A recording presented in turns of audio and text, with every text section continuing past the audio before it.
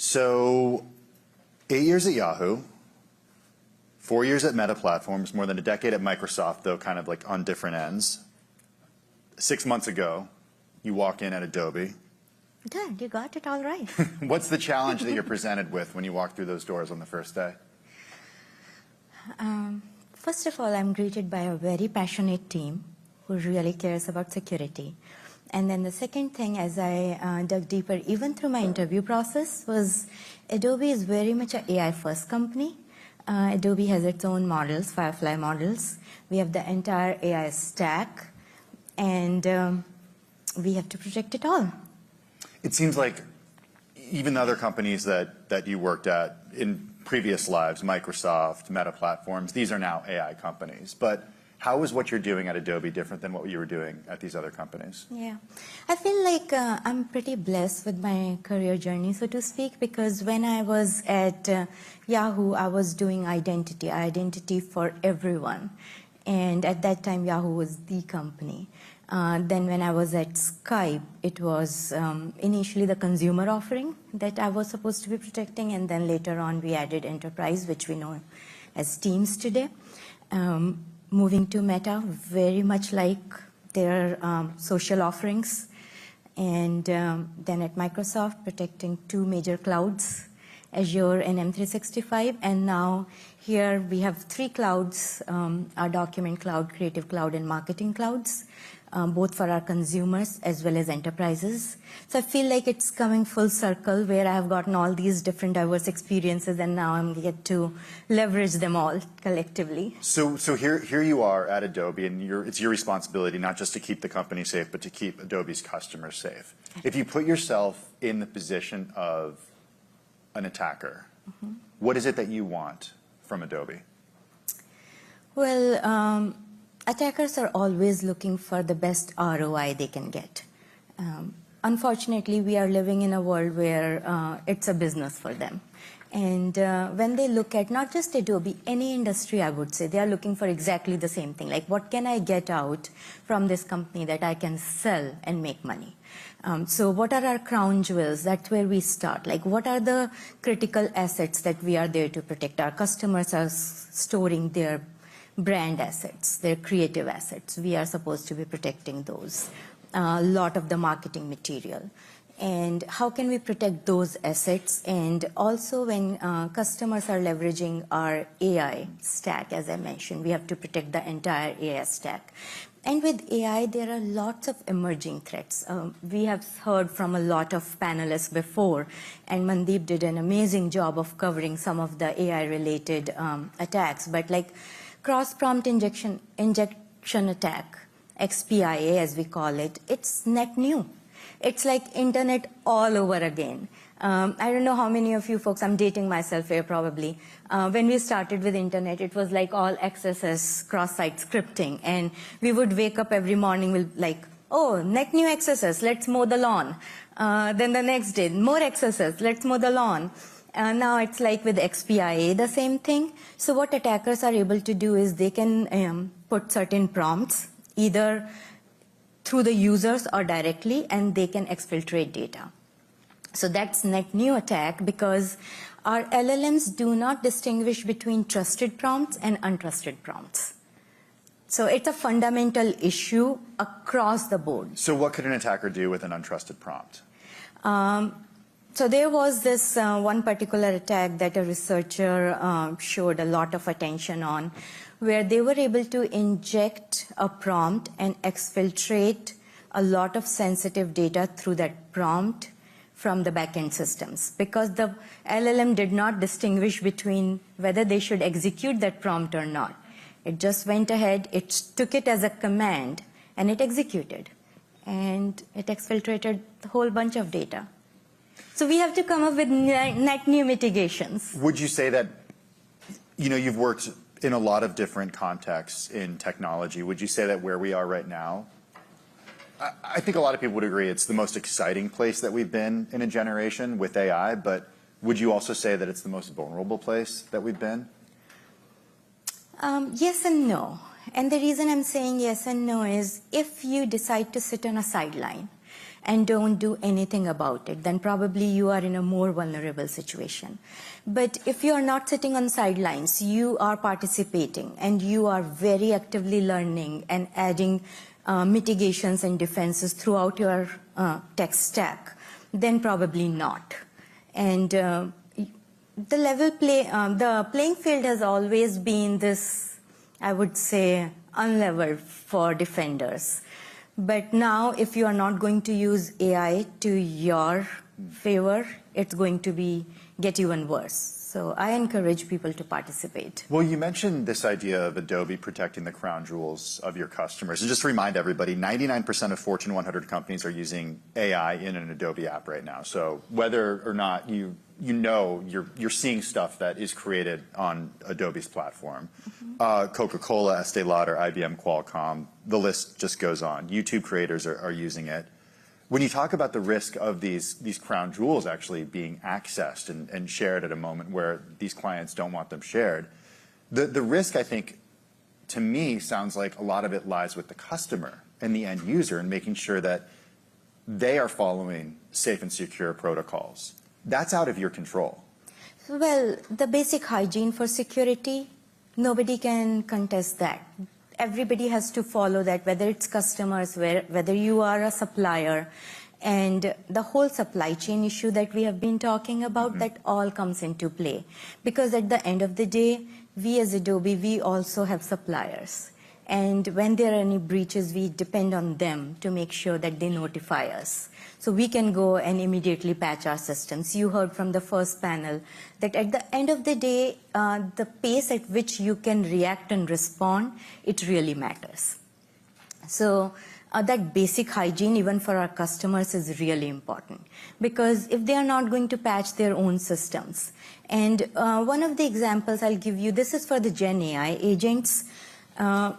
Sometimes customers are a little worried that, and this is from my time at Microsoft, customers were coming to us and they were asking questions like, hey, I feel like a lot of my data is being now accessed by these agents.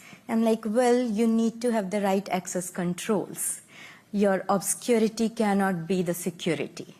Just because you did not have the right access controls, and now these agents are finding and replying with answers, that doesn't mean that data was protected ever. So what would you say is the weak link in the scenario that you described, or the weak link when it comes to your world? It is still the basic hygiene. So more so than the supply chain?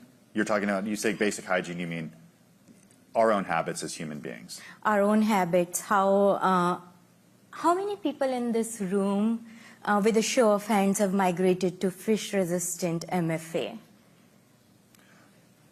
Let's just, Two are Adobe people here. Let's just define fish-resistant MFA, multi-factor authentication. Correct. What's fish-resistant versus non-fish-resistant? So if you are just doing, say, SMS-based MFA, that is very phishable. I can ask you, hey, can you give me your OTP that you have fished? Your one-time password. Yeah, one-time password. I can ask you for it, and I can punch it in on your behalf and do account takeover. When you say it is phish resistant, it has to be in a way that it is tied to your device, tied to your biometrics. So nobody should be able to phish it. And that's what companies should be moving to. We have done that at Bloomberg. I'm just going to say, wonderful. I'm raising my hand here. Okay.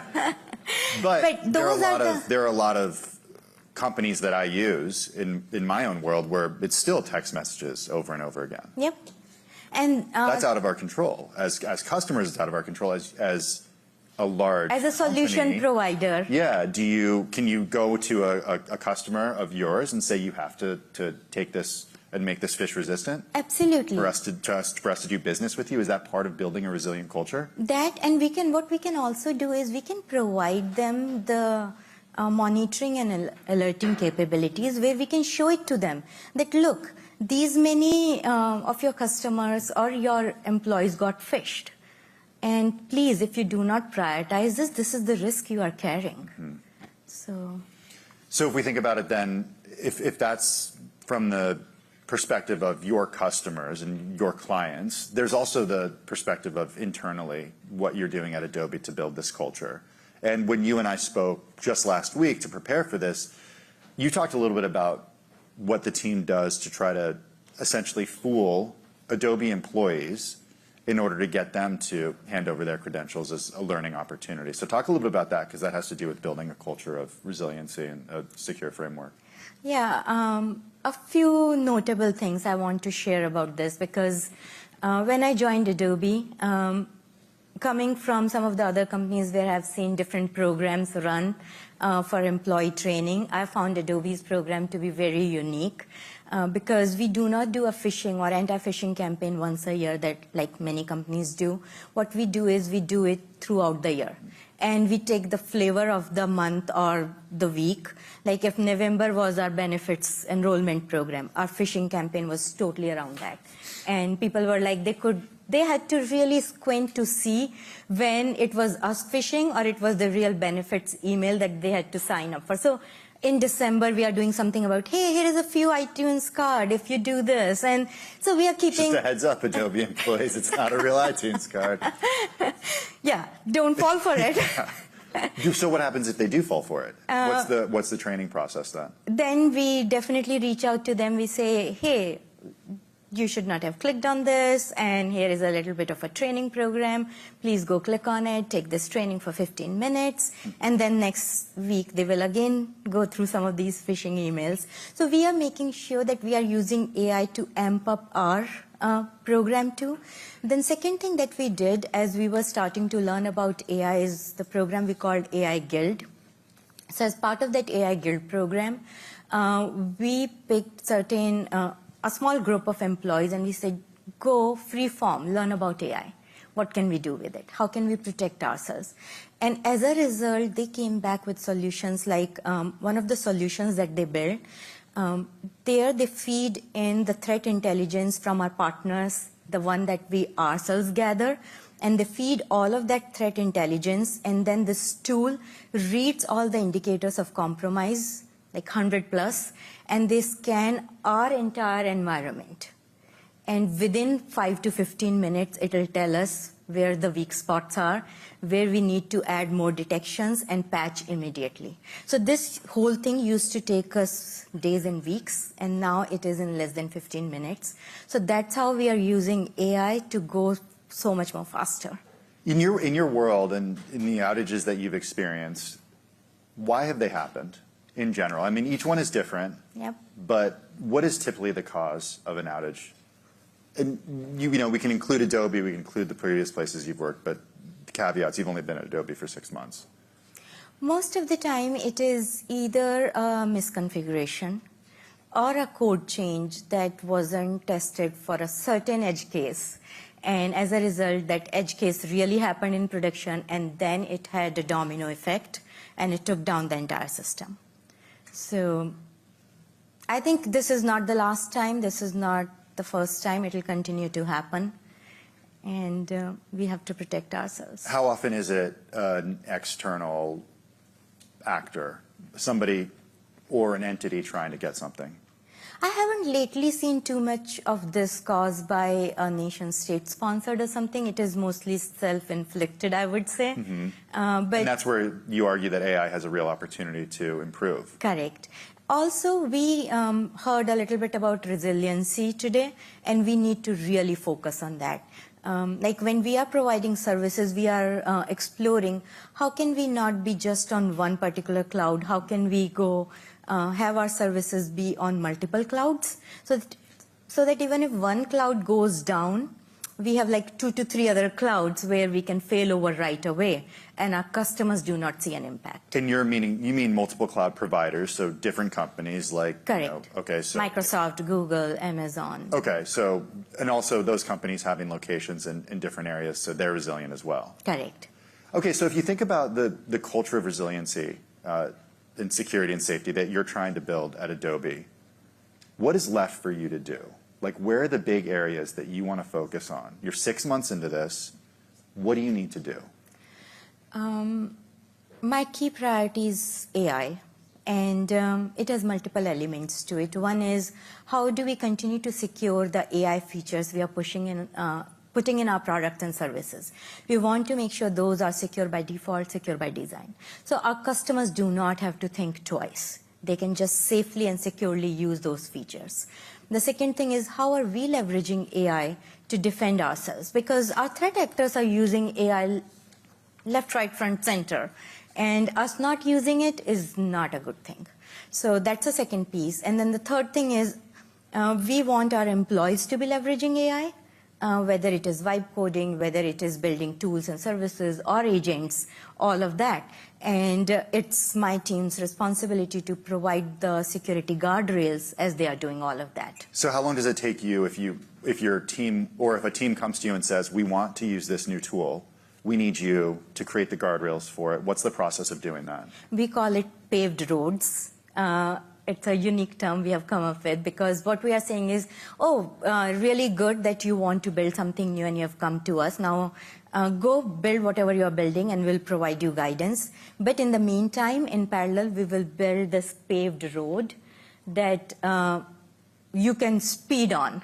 Because when you put brakes in the car, you can use that car at a much higher speed. That's the same thing that we do. We provide those paved roads, so using those configurations, they can build features faster. But if it's not fast enough, some people are going to use those tools outside of the preferred way that you want them to be used. I've seen this happen at different jobs. Yeah, which is totally okay.